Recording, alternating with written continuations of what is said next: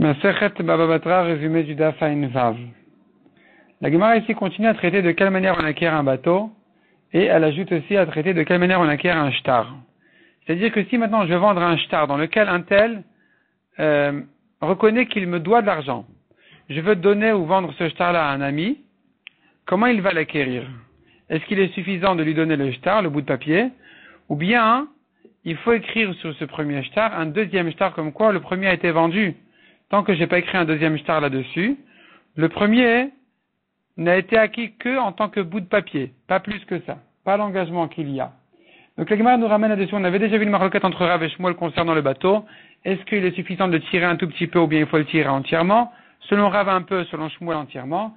La Gemara nous ramène ici une braïta où selon selon ce que la Gemara pensait, avait compris au début, il serait ressorti de cette braïta une maroquette justement concernant le bateau, combien il faut le tirer. Mais la Gemara a repoussé en disant non, il n'y a pas de discussion dessus.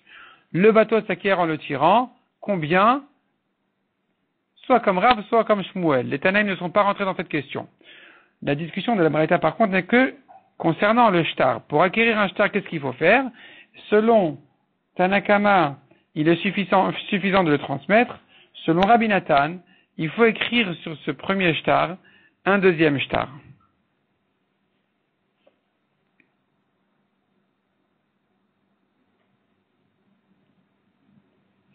La Gemara ramène là-dessus encore une autre braïta. On revoit cette marloquette entre les Tanaïm, cette fois-ci entre Rabbi et Chachamim, que selon Rabbi, pour acquérir un shtar, il est suffisant de le donner. Selon Chachamim, il faut et donner le shtar, et écrire sur ce premier shtar un deuxième shtar, comme quoi le premier a été acquis. Il a été donné ou il a été vendu, mais s'il manque une de ces deux conditions-là, soit que le shtar n'a pas été donné, soit qu'on n'a pas écrit là-dessus un deuxième shtar, eh bien, le premier shtar n'a pas été acquis. Concernant le bateau, comment on acquiert un bateau? Alors, selon Rabbi, on a vu en fait, selon la braïta qu'on avait vue, en tirant le bateau, on l'acquiert. La Gemara demande, mais si tu m'interprètes cette braïta comme Rabbi, selon Rabbi, c'est pas la peine de tirer le bateau. Il est suffisant de tenir la corde du bateau. Répond la Gemara.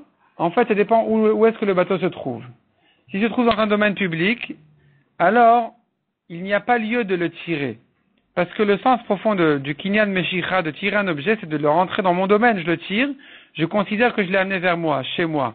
Quand je suis dans un domaine public, ça n'a pas de sens de le tirer. Là-bas, on l'acquiert en le transmettant, en tenant. Même sans le bouger, en le tenant, on l'acquiert. Par contre, si on est dans un coin de rue, dans un domaine plus à disposition des gens, où ils peuvent l'utiliser, ils peuvent faire leurs besoins là-bas, ce qu'ils ont besoin, leurs affaires, là-bas il faudra le tirer. Selon Chachamim, eh bien, le bateau s'acquiert qu'en le tirant du Reshut Arabim chez lui, vers une ruelle, un coin de rue, ou bien s'il est chez son propriétaire, l'acheteur devra louer sa place.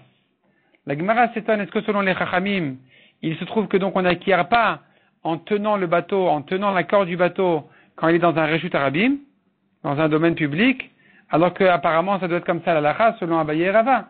Répond la Gemara, en fait, c'est sûr que les Chachamim sont d'accord que dans un domaine public, en principe, on pourrait l'acquérir en tenant la ficelle.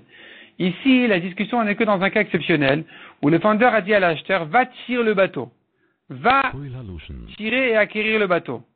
Quand on lui dit, va tirer et acquérir le bateau, qu'est-ce qu'il veut dire par là? Est-ce qu'il veut lui dire, tu ne l'acquiers qu'en le tirant? Dans ce cas-là, il faudra le sortir du Reshut Arabim et le tirer dans une ruelle. Tant qu'il ne l'a pas fait, il ne l'a pas acquis. C'est ce que pensent les Chachamim. Alors que selon Rabbi, non, on va tirer le bateau, ça veut dire, écoute, pour ma part, tu l'acquiers.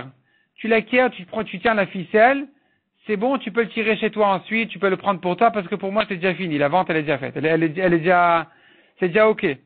Donc, selon Rabbi, quand il dit va tirer, c'est pas pour dire tu ne l'acquiers que de cette manière-là. C'est pour lui dire, tu peux même le tirer chez toi, tu peux l'acquérir de n'importe quelle manière, en fait. Selon Chachamim, tu ne l'acquiers qu'en le tirant.